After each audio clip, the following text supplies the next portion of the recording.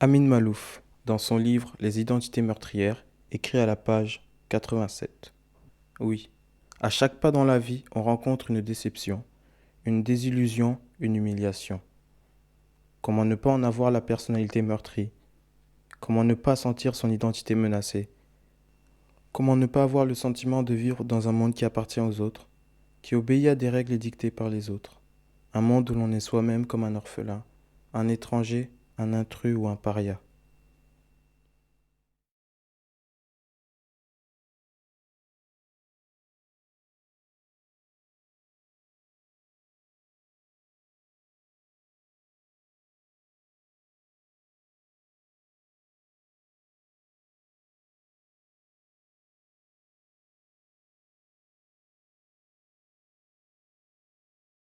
Parce qu'on est français, mais on est divisé par nos origines.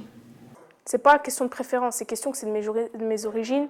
C'est même si je suis née en France, mon sang je suis marocaine, je suis pas française. Genre, quand je vais aux vacances au bled, ils me disent ils disent ouais voilà les Français. Ouais. Au moins quand par exemple quand on y va dans notre bled, ils disent qu'on est des Français quoi. Et là-bas on se sent français. Est-ce que ça existe même? De quoi? Les Français purs. Ouais, ça existe. Les Gaulois, ça donne des Français.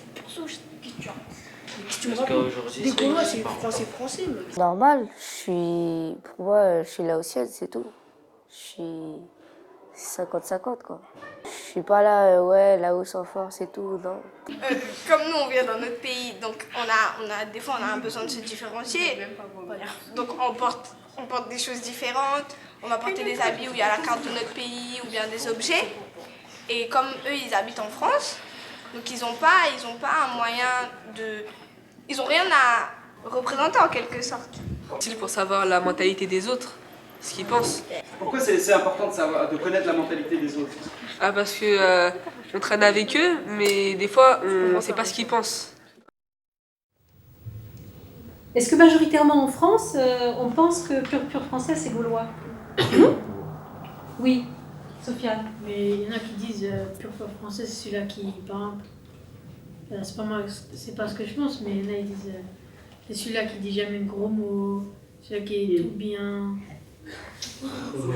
C'est impossible ça, Et ça, c'est pas gaulois. C'est gaulois finalement. Il y en a qui disent ça. D'accord. La Gaule a été inventée par Jules César, qui a délimité ce pays au territoire qu'il avait conquis. Vers 50 avant Jésus-Christ, cet espace, donc globalement le territoire de la France, est partagé par une soixantaine d'États, se faisant parfois la guerre. Quelles sont les origines profondes d'un Français? Ah, origine profonde. Quelles sont les origines profondes d'un Français? Dit dessous. C'est les Gaulois, c'est les Gaulois parce que à la base la France c'était la Gaule, donc c'est les Gaulois. Gaulois signifie, déjà c'est Jules César qui les a baptisés Gaulois parce que c'est des mangeurs de poulet. Et comment ça vient de quelle origine? Gallus, latine. La France, il y a beaucoup d'immigrés, il y a beaucoup de personnes qui sont venues, il y a beaucoup de cultures qui sont passées par ici. Ça veut dire par exemple, si je commence par le début, César, il a dit qu'ici c'était les Gaulois, la Gaule. Il a dit que c'était la Gaule. Mais avant qu'ils disent que ici c'était la Gaule, avant il n'y avait que des tribus. Avant il y avait que des tribus et eux les tribus ça fait pas oh toi le Gaulois viens ici. Donc en fait au final il n'y a pas de Français de voilà. Je voudrais quand même dire que la France c'est un pays qui est riche en histoire. Elle a connu des étapes, la Renaissance, le Moyen-Âge, etc. Tout ça, lui, il l'a appris et il le transmet. Même aux étrangers, etc., il le transmet. Lui, c'est lui son vrai patrimoine, ses racines, etc. Et ses ancêtres, son histoire, etc. C'est quoi ces ancêtres? Ses ancêtres, je sais pas, ça pourrait être les grands philosophes ou même jusqu'à des grandes personnes qui ont fait avancer le monde. Il y a une chose qui m'a frappée, il y a une jeune fille qui répond à la question « Qu'est-ce que c'est qu'être français ?» c'est comment se sentir français. Moi, j'ai dit être blanc. Est-ce que vous pensez que c'est une bonne question à poser? Vous pensez que c'est pas une bonne question à poser ou vous n'êtes pas d'accord avec la réponse, mais la question. Moi, je parle de la question. La question qui est à garder. Est-ce que c'est une bonne question? Oui. Qui a dit oui? Moi? Non. Tu penses qu'elle n'est pas nécessaire? Et pourquoi tu penses qu'elle n'est pas nécessaire? Parce que y a pas, ça veut dire que un Français, ça veut dire qu'il a une couleur de peau particulière, qu'il a une coiffure particulière, qu'il a une couleur de cheveux, des yeux particuliers. Non, un Français, pour moi, être Français, on peut pas demander. Pour moi, c'est pas une bonne question parce qu'en Français, on peut pas. Quand on est Français, on est de toute origine, de toute forme. Il n'y a pas un Français français. D'accord. Ça, c'est ce que tu penses, toi. Tu es en train de dire que si quelqu'un me dit que je ne suis pas française, je ne vais pas me forcer à être française. Donc c'est une personne qui va décider de ta nationalité? Non, même pas, elle va pas décider de ma nationalité. Mais si déjà, une personne de mon âge, elle commence à dire ça, les grandes personnes, ils vont dire quoi? Exemple, prenons un exemple, tu vas chez un employeur avec ta carte d'identité, tout ça, tu la présentes et puis il te dit t'es pas français. Et toi, tu vas dire dans ta tête, ouais, je suis pas française. Et je vais partir, mais toi, tu as ta carte d'identité. Tu dis, je veux pas me forcer à être française. À partir du moment où tu as ta carte d'identité, tu es française. Tu n'as pas besoin de te forcer, tu l'es déjà. Vous avez peur que les gens ils se moquent? J'ai pas dit que quand vous j'étais allez pas dire que vous êtes française, français. je me sentais pas française. Non, tu as dit, je vais pas me forcer à être française si quelqu'un me dit que je ne suis pas française. Bon, je suis peut-être française, mais je le sens pas. Voilà, je me sens pas française. T'es française parce que tes parents ils sont venus ici parce que déjà à la base, ils sont pas venus ici parce que c'était la joie, parce que dans leur pays ils ont pas travaillé et tout, ils sont venus ici parce qu'ils étaient obligés de vivre. Tu seras allé aux États-Unis. C'est pas forcément parce que tu habites aux États-Unis que tu es américaine, ça veut dire. À chaque fois, à chaque fois qu'on te demande t'es une quoi, tu ne dis pas t'es une française, tu te dis je suis une antillaise, tu vas pas dire une française. Je peux demander à tout le monde ici, à part ceux qui sont vraiment françaises, ils vont jamais dire je suis une française. À part si t'es vraiment une française, t'es blanche. Mais voilà, mais tes parents ils sont arrivés en France, il y en a plein, il y en a plein d'immigrés qui sont arrivés en France parce que c'était le plus près. Donc c'était le plus facile pour avoir ses papiers. Juste pour reprendre Thierry, quand il dit qu'il ne connaît pas l'histoire de son pays. Ton père ou ta mère doit bien connaître l'histoire de ton pays. C'est comme moi. C'est comme moi. J'ai été colonisé par la Belgique. Je ne vais pas dire que je suis un Belge et un Congolais. Je ne vais pas dire ça. Parce que l'histoire de mon pays a débuté avant par mes ancêtres. Et après, ils se sont fait coloniser par les Belges. Ils ont souffert et tout. Mais tu dis, toi tu connais pas l'histoire de ton pays, mais tes parents la connaissent. Non, tu parles de moi. Moi, ça veut dire que moi je la connais si mes parents la connaissent. Hein? Si mes parents ils la connaissent, ils peuvent te le dire. Je t'ai dit qu'ils me l'ont dit. Attends, tu dis tu la connais pas. Oui, je t'ai demandé. Là, donc, supposons que tu es en train de conclure que tu es un Français sans demander à tes parents. Tu décides tout, là, tu es en train de décider tout seul. Ouais, moi je suis Français. Ils se sentent Pourquoi demander à ses parents? Disons qu'il est français, quand on demande, disons qu'il est pur français, pas pur français. Hein? Parce que là, tu t'en compte que tu es un pur français parce que les Français t'ont colonisé. C'est ça? Voilà. Pas du tout ça, mon frère. C'est pas ça. Arrête. Voilà, c'est que tu vas dire de là où tu viens. Bon, ok, la Guadeloupe c'est français. La Corse aussi c'est français. Pourtant, quand tu demandes à un Corse, c'est quoi? Il va dire je suis Corse. Il va dire non, mais soyons d'accord. Il va dire je suis Corse. Maintenant, moi je renie pas que je suis française. Mais je viens d'une île qui a 1000 km quand même et qui s'appelle la Guadeloupe. Je vais pas dire oh ouais, je suis française, oui, la Guadeloupe ça fait partie de la France, c'est comme le 95, le 94. Non, toi t'habites. Moi j'habitais pas en France. Moi j'ai pas toujours habité en France. Quand je suis arrivée en France, j'ai vu que les gens font tellement la différence que moi j'ai commencé à faire la différence. C'est la même chose pour moi. Alors que tout à l'heure tu me disais non et tout. Non, parce que toi t'as dit qu'on a fait la différence par rapport à toi. Mais moi je suis arrivée, c'est par rapport à mes amis. Je voyais genre et tout, toi je te demandais t'es quoi, tu me disais pas une française, donc j'allais pas te répondre ah ouais moi je suis une française. Non, je te disais je suis une Guadeloupéenne parce que je voyais que toi tu répondais pas t'es française. On sait bien que pour ceux qui poseront les questions et même pour les autres, parce que vous posez, il se peut très bien qu'on demande à quelqu'un, est-ce que toi tu as mieux compris ma question, tu veux l'expliquer à cette personne qui l'a moins bien comprise. Il faut que vous sachiez expliquer cette question. Le mot origine, pour vous ça regroupe rien du tout. Si, quand même, c'est une grosse charge, c'est le patrimoine de nos parents, de nos arrière-parents. C'est notre culture et tout. notre culture. On ne peut pas nier ça, c'est trop... Ça fait partie de notre vie.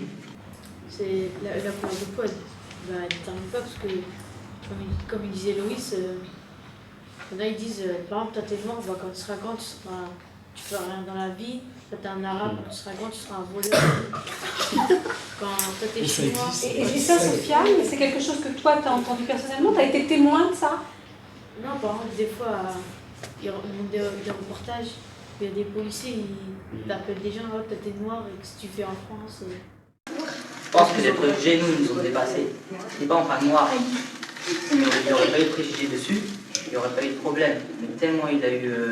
On pense ça de lui, la couleur noire c'est pas ça, à la base c'est un esclave, il habite en Afrique, c'est un pauvre, etc. Bon, on pense qu'il ne mérite pas d'être français. Et puis moi, je reviendrai aussi sur le texte de Malouf, qui dit, rappelez-vous, qui dit « Naître noir à New York, à Lagos, à Pretoria, à Luanda, n'a pas la même signification. » Tu ne te sens pas française. Mais si jamais tu me fais ressentir après que oui, tu ne te sens pas française, c'est normal qu'après les gens ils te disent oui, tu n'es pas française. Il faut bien qu'au début, déjà, on me fait sentir pour que je réagisse comme ça. Peut-être, mais ça vient des deux côtés aussi. Les Français, dès que les immigrés sont arrivés, on a demandé de s'intégrer avec CIC. Parce que Florent Cusca a raison. On ne demande pas d'être comme eux, on demande de faire un effort pour se rapprocher d'eux, pas d'être comme eux. On n'a pas dit un blanc, c'est forcément un français. Juste psychologique. Parce qu'on vit là, il y a plein d'étrangers, il y a des blancs. Et les blancs, ça veut dire que c'est des Français, c'est tout, c'est dans la tête. On m'a demandé dans cette classe de dire par exemple qui pour moi est français. Moi je vais dire Damien parce que pour moi il est français, ses parents sont français. Mais parce que je sais pas, on nous a tellement montré et dit que les Français ils sont blancs qu'on y croit. Ils sont blancs pour nous. Les littéraires, c'est les préjugés qui l'ont dévancé. Ils ont formaté le français comme il devait être. Un blanc, ou même carrément les préjugés, c'est une baguette avec une bouteille de vin à côté. Ce que les étrangers ils sont pas. Et dès qu'on en a vu un, on a dit celui-là, ce sera un Français, pas comme le Français qui doit être. La couleur de peau détermine-t-elle ce que l'on est? Parce que si ça terminait pas ce qu'on était, il n'y aurait pas de racisme. Oui, donc ça veut dire, là tu parles du préjugé. Ouais, donc c'est pas vrai. C'est quoi, par exemple, c'est pas parce qu'on est noir ou arabe ou je sais pas, par exemple, qu'on n'est pas performant à l'école ou dans le travail, je sais pas. S'ils commencent à dire oui, c'est un noir, il va me voler mon sac, c'est parce qu'ils ont eu l'habitude de dire ça. C'est parce qu'ils ont eu l'habitude de dire oui, un noir il n'est pas français parce qu'il n'est pas blanc. C'est parce qu'ils n'ont pas eu l'habitude tout seuls, c'est parce qu'ils ont eu une idée comme ça, pas tout seuls. Ils sont fait aider aussi. Par les étrangers qui ne sont pas français, par exemple comme toi. Ah, mais le problème c'est une minorité, les gens ils sont basés sur une minorité. Ils ont eu l'habitude, c'est pour ça. Si jamais dès le début, ils auraient pris un noir et ils auraient dit il est en France, et ben c'est un Français. Et ben ils n'auraient jamais eu cette habitude. Tous les émigrés sont concentrés dans un quartier, tous les blancs sont concentrés dans un quartier, des trucs comme ça. Même à Ville-le-Bel, hein, il y a des endroits comme ça. Il y a aussi les Sorbiers, là aussi, il y a des noms et tout. Mais je sais pas, il y a des trucs comme ça. C'est les gens, ils ont tellement entendu que les blancs c'est les Français et tout. Et même ceux qui sont les personnes âgées et tout, quand ils étaient tout, ils voient un blanc, il va dire ouais, peut-être il va pas me voler. Ils voient un noir parce qu'à la télé et tout, les médias tous toujours les noirs et les arabes qui volent. Et les blancs sont tous là, et c'est pas la faute. C'est tout ce qu'on entend, tout ce qu'on voit, et puis après, comme on entend ça, voilà, c'est tout. Dans les quartiers, tu vas voir un arabe juste parce qu'il est habillé comme une racaille, ouais c'est bon une racaille, ça se trouve c'est un médecin, t'en sais rien. Moi, je reviens à un camarade à moi, il m'a dit, quand on était en classe, il m'a dit, si par exemple, toi tu dis aux autres que t'es pas française, comment tu veux que les autres ils te considèrent comme telle? C'est Thierry qui m'a dit, mais quand il me l'a dit tout de suite, je me suis dit d'essayer de me casser en français, j'ai pas pu comprendre qu'est-ce qu'il m'a dit. Moi, en y réfléchissant, il a pas totalement tort. À force de dire que ouais, t'es française, je suis française, à force de dire ouais, que t'es malienne, je suis au Mali, là. Ah ben les autres c'est normal après, puisque t'es une étrangère, tu dis pas que t'es française, t'enfonces un clou qui est déjà à moitié enfoncé. Pour moi, tout le monde a une partie française, surtout pour ceux qui sont nés en France, parce qu'on se dit peut-être oui, on a des origines, c'est clair, mais on est né dans un pays, on peut pas le nier ça. On peut pas le mettre sur le côté juste parce que il va dire que t'es pas français. Si t'es né dans un pays, pour moi, t'es un petit peu aussi de ce pays-là. Moi, je dis que la couleur des peau, c'est important. Parce que, exemple, un homme politique et avoir un noir avec un baggy, et avoir un homme avec un baggy, c'est différent pour lui. Parce que s'il voit un noir et un blanc, pour lui, le noir, il va direct dire c'est une racaille. Alors que le blanc, il pourra dire non, c'est rien du tout, c'est un blanc, voilà, c'est tout. Alors que pour nous, entre potes, il y a une différence. Nous, il n'y a aucune différence de peau. Alors que pour eux, c'est différent. Eux, il vient de son pays, c'est une racaille, ça reste une racaille.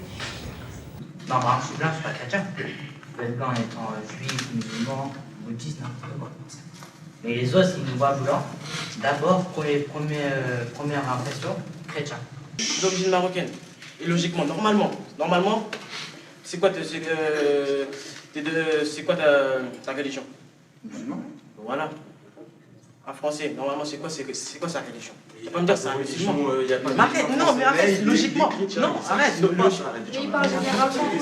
En général. Logiquement, c'est quoi? Mais il n'y a pas de logiquement. Arrête, mon gars, arrête. Je vais pas aller.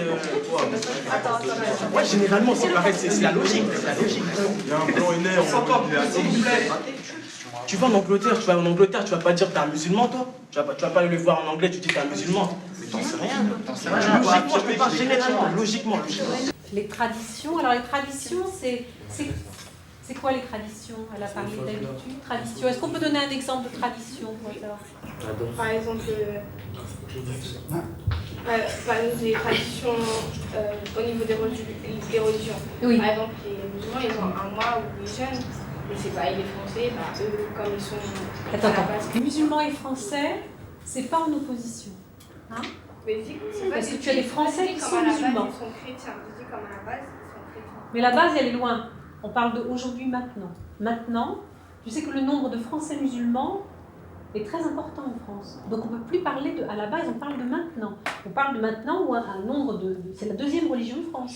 La culture, on ne peut pas le montrer.